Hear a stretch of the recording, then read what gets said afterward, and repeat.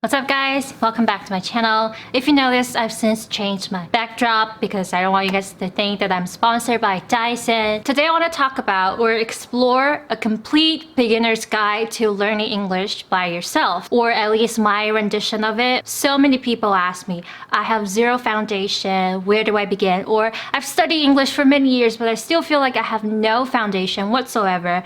Where do I begin if I want to study this by myself? And I'm always reluctant to give a short answer because everyone's situation is so different.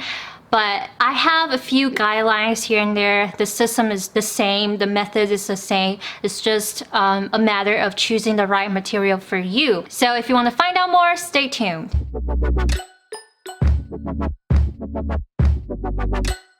First thing first, you have to define your goal. So many people message me, Ella, I want to learn English, what do I do? How many materials do I need to buy? How many words do I need to know? And I'm always dumbfounded because everyone's goal is different. I don't know your goal. Maybe you just want to learn a few phrases. To give you an idea, when I started out learning English, I wanted to be able to talk to a native speaker about any subject that I want. I know it's going to take some time because I'm going to have to read different topics. I have to know more than just the basic 3,000 words. I'm in this for a long haul for sure, but you don't have to do that. It's not for everyone. I think for most people, they just want to know the basic common phrases, knowing how to ask for directions and all that kind of stuff. So you have to define your goal and you have to be, really clear and really definite about your goal. How many words you need, how fluent you want to be. Do you want to have an American accent? Do you want to just get by with your pronunciation? You have to first ask yourself those questions. And here comes my step number 2. You have to learn to choose. For most people, step 1 is relatively easy. We've all seen people that can speak English. We've all been inspired. We know it's gonna be a tough journey. We know just how much effort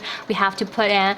But what we struggle with is choosing. There are so many apps, so many materials, so many courses, so many kinds of English to learn from. And what you definitely don't want is downloading a bunch of apps or signing up for a bunch of courses and overwork yourself only to find little to no result, and blaming yourself for your gift, for your natural talent, for your memory. This problem could be easily solved, and I assure you there's definitely nothing wrong with your intelligence. I'm gonna talk about what apps or what materials or what kind of textbooks you should choose as a beginner in a little bit, but for now I'm just gonna keep expanding on my principles first. And the next step is fairly simple and obvious. You should come up with an actionable plan down to the minute, down to the hour, every single day. You should write down what you should be doing, what you should be reading, what you should be working on, how many hours you're spending on English every single day, what's the goal of studying a particular material, what's the outcome of your 1 month progress. You have to keep that in mind. You have to write it down, or at least mentally think of that. For instance, the standards I have for myself, at least in the beginning, was whether or not I spend 3 hours every single day on English. That's the only thing I look out for. And it doesn't matter if it's watching American television, or reading, or looking words up in a dictionary, or writing, or just taking notes even. As soon as I got to that 3-hour mark, I was like, okay, this is a day well spent. And you have to give yourself that benchmark because you don't want to overwork, you don't want to underwork. And if you don't have a conscious benchmark, you don't have a conscious standard in terms of time, in terms of the materials you're going through, you won't have that satisfaction. You won't have that sense of, oh, I've completed today's study. And you need that. You need that for your confidence. You need that for your sanity even. Step number 4, you have to be aware of the 3 elements to a language. So a lot of people get so sidetracked by what course or what textbook or what apps to use that they forget that language is just vocabulary, grammar, and pronunciation. So it doesn't matter what material you're going through, you have to make sure you're studying these 3 elements directly or indirectly. So in the beginning, my pronunciation and my grammar were relatively okay, so I didn't spend that much time on it, but there was a month or 2 where I only focused on my connection of speech. I would practice pronunciation over and over again, even just spending like 10 minutes, 20 minutes on one sentence or on one syllable. It felt boring, but it also felt kind of fruitful because ever since my practice drills, it has helped not only my speaking, but listening as well, because when you can identify those connection of speech, you could easily hear two different words matched together. So even though I spent quite an extensive amount of time on pronunciation, it was time well spent. It was productive. It paid off in the end. I didn't have to go back and practice pronunciation anymore, to be honest. But for some of you that are maybe struggling with pronunciation, or you've never been taught the proper way to pronounce a sentence, to pronounce a certain symbol, spend a dedicated amount of time just doing that. Maybe spend 1 month just working on your pronunciation, learn a few songs, check with the teacher, make sure your pronunciation is on point,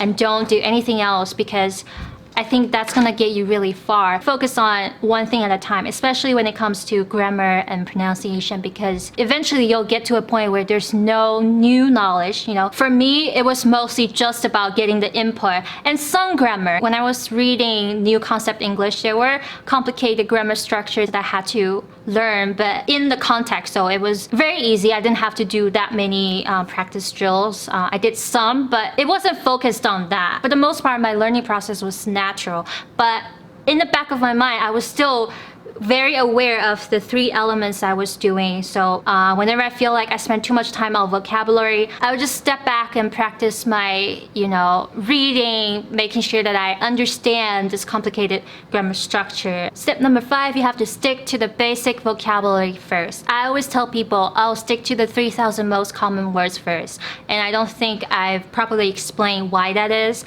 So Longman and so many other institutions have done a research on just how many words we use on a daily basis. And I think for every language it's like 3,000, 4,000.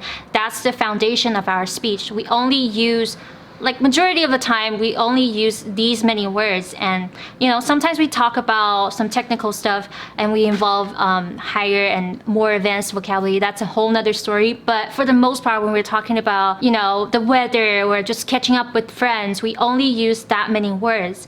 And I want to emphasize that these words are not real world words. So they're not like apples, red, blue, yellow. They are more on the abstract side of things. So things like emotions or actions, verbs, adjectives. When I say 3,000 words, you have to know what these words are, and I'll include the PDF file in my description somewhere. It's not just a matter of how many words, it's also a matter of what type of words you're learning first. And once you have the idea, you could choose your material accordingly. So if you've had quite a few textbooks in your high school, in your college, you probably have encountered all these words, but you don't know them quite extensively or as well as you should. Because the thing is, most Americans or most native speakers only use the words you learned in school, but they know how to use these words in different contexts, so it's not so one-dimensional. And if you spend the majority of your time memorizing the simple Chinese translations of these words, then it's probably not gonna do you any good. So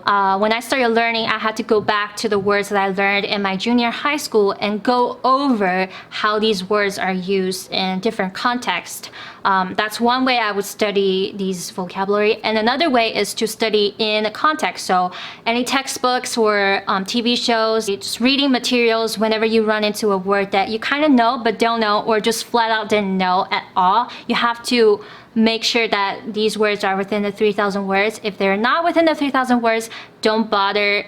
At least for now, you have to preferably write down at least the meaning in this context and try to come up with your own sentences and try to see how to use them in addition to just knowing the meaning of it. So that's kind of the foundation of how you should go about learning English by yourself. Obviously, if you struggle with pronunciation, if you struggle with grammar, you should seek help. You should get a private tutor, you should get a teacher, but don't go into a course or don't go into a class completely not knowing what to do. You should at least have questions. You should always be prepared to challenge your teacher, preferably. I mean, I like to be challenged. I like students that have questions. I don't like people that just blindly follow what I do. Obviously, I try to make sense. I try to explain to people why you should learn grammar or why you should not do that. And most of the time, people are convinced. I rarely get people that just follow me blindly. The teacher's job or any instructor's job is to give you the right way or give you the right tools so that you can study on your own in addition to coming to classes.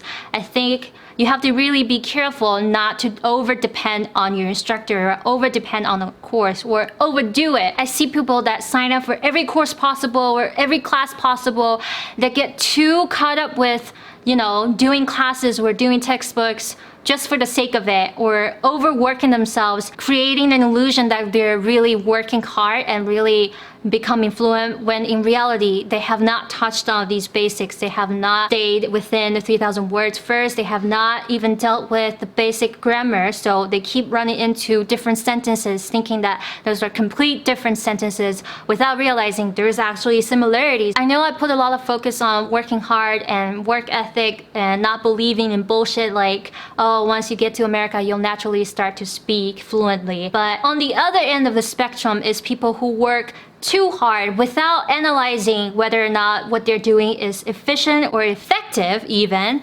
So I kind of want to bridge the gap between this extreme where you don't have to do anything, you just have to go abroad, and the other end of the extreme where you have to work on everything, you have to memorize the vocab, you have to do every course, every class possible, you have to study 5 hours every single day only to see no results and end up questioning your intelligence, your memory, your age. I'm gonna include the materials that I think are right or suitable for a beginner at the end somewhere, but I just want to go over the theory behind this so that you're not just blindly choosing any material that's popular out there. I'll do another video on the big no-nos in studying English too. So that kind of ties in with what I was talking about at the end of the video today. There are so many things that you shouldn't be doing that are potentially jeopardizing your fluency. Yeah, just look out for another video. Bye!